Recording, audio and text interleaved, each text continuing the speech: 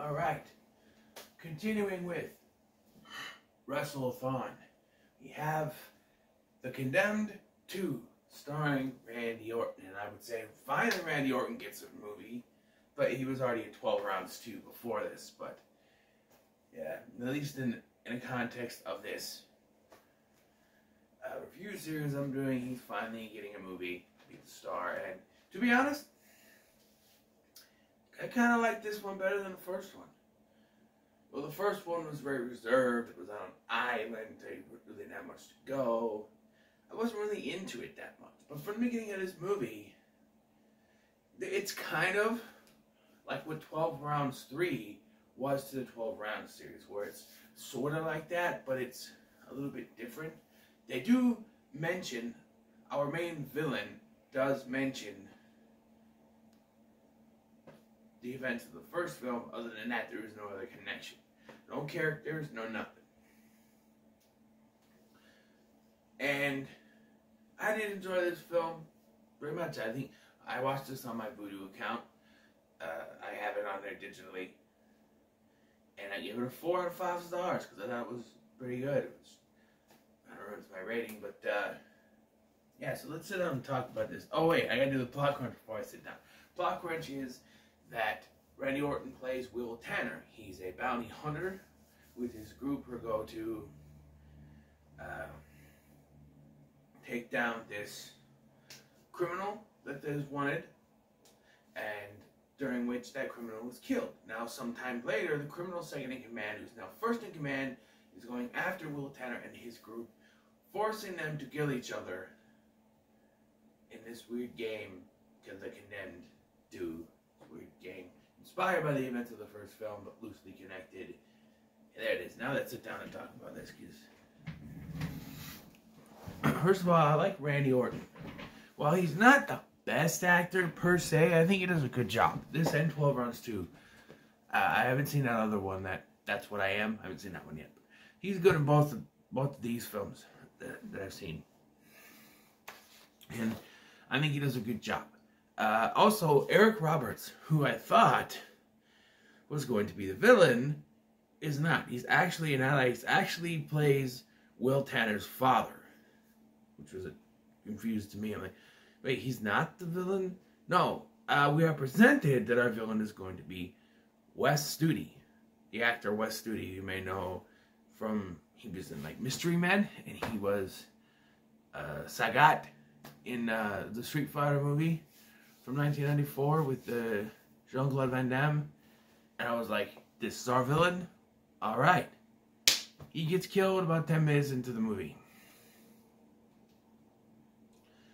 And our main villain becomes this second-in-command guy that is after revenge for what happened and using this game that they were starting to use before the guy was killed.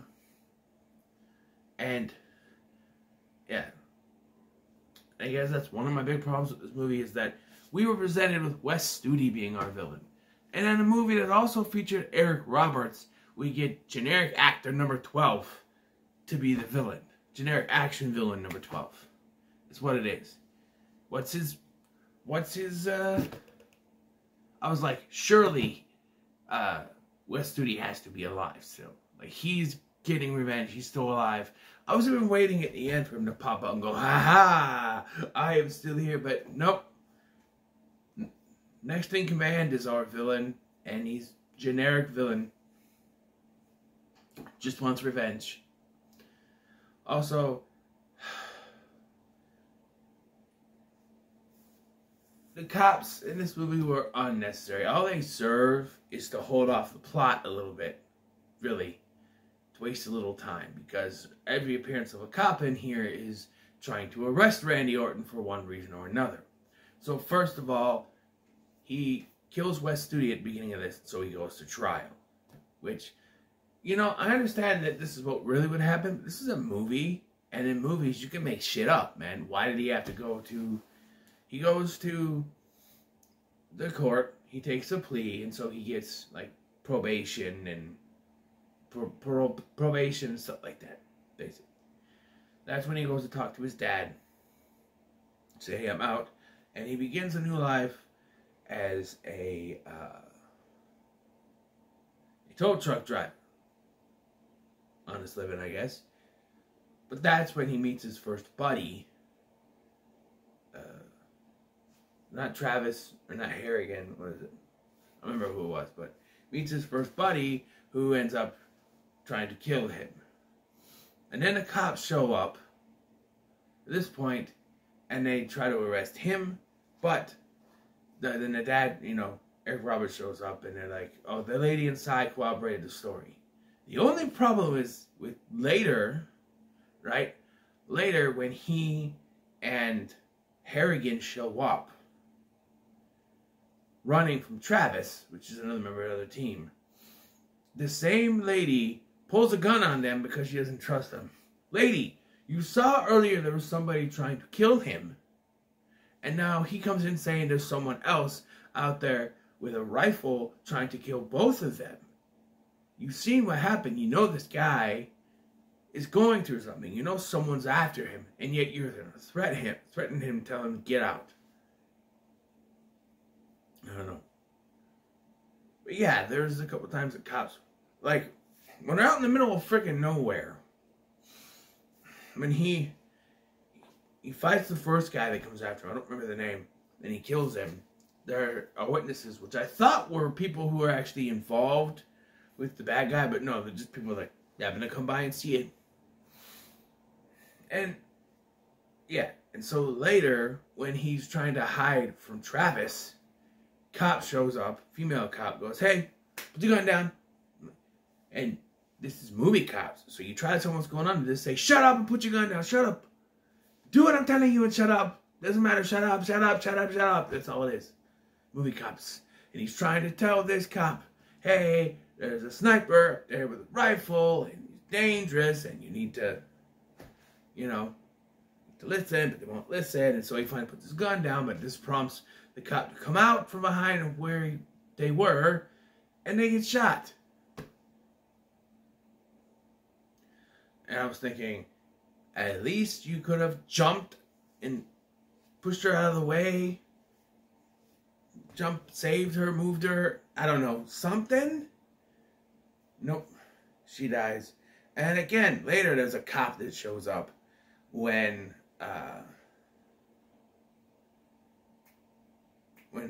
you got him and Harrigan and this other guy whose name I forget. They're running from him. He's like throwing grenades and stuff. Cop shows up, and the cop, basically Travis gets out a good shot, shoots Will in the arm, and so he's laying there. The cop checks on him, and then afterwards he's like, "Are you okay?" "Yeah, I'm good." "What?" "He's still under arrest." "What? Why?" We're trying to tell you what's going on, and you see that what they're saying is the truth, but all you know is, 2 people are dead, and this guy fits the description. Well, for all you know, this guy shooting the stuff could be involved. It's not. It is him, but, you could at least take time to think, hey, wait a minute. What if this guy did it, and he so happens to be around, but so they knock the cop. They get rid of they blow up the other guy comes back, uses the grenades to blow up the cop car and leave the guy stranded there. Alright? And they evade Travis. Eventually, they end up teaming up with Will's dad, Eric Roberts, to take down this bad guy. And at this point, the bad guy's had enough. All the people that sent after him have either died or are now working with Will. So he's like, fuck it, I'm going to do it myself. And so put me on the board. Puts him on the board, and he's going to go do it. And it's an all-out attack with guns and shooting. Yeah, there's no hand-to-hand combat like in the first one, but lots of guns and shooting and explosions and stuff. And eventually, Will is able to kill this guy. Like, I felt bad about killing Wes Studi. You don't. Something like that. And then the cops are just, okay, hey, you should you should call us. Get you into law enforcement. I'm like, wait. These cops have been spending the whole movie checking him down. Possible murders you now know he committed. And at the beginning of this movie, we are presented that this is going to be taken very seriously, very, very much like the real world, where if someone gets killed, the cops are going to arrest him, and he doesn't get arrested. For all intents and purposes, 4 civilians have launched an attack on this building with many dead, including the owner of the building, right? Like, I don't understand this. You presented at the beginning of this movie that it's going to be very realistic. He kills this bad guy at the beginning, Wes Studi's character, and he goes to court for it. And I know he wouldn't really get parole or anything, like a slap on the wrist, basically what he got for murder. But like, I've heard of stuff where, oh, you take a plea, you get less. I've heard of that. That happens. Very realistic. And the cops coming after him at every facet, also realistic.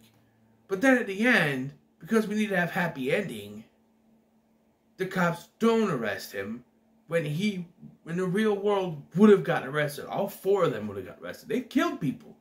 Hell, 2 of the one guy with the grenades was trying to kill the other 2 at one point.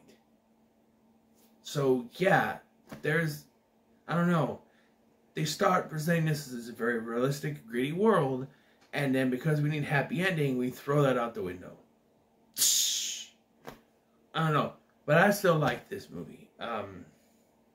So I thought Orton did a good job. Eric Roberts was always a plus, and I thought there was nice action to this movie. I was more engrossed in this than I was the first one, to be honest.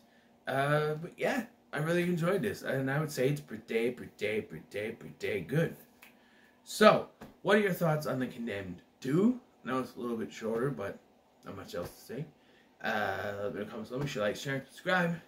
And next, okay, this is one I really don't know anything about, except for that Edge and Lana are in it. It's Interrogation. Not exactly sure what it is, but we are getting down. We only have 3 movies left. Interrogation did 2 more Marine movies, which, yeah, I don't think I'll get the Marine movies done before the end of the weekend, so those might have to wait till next week. But I try to get Interrogation done. So with that in mind, thank you for watching. I've been Scotty, and I'll see you in the next one.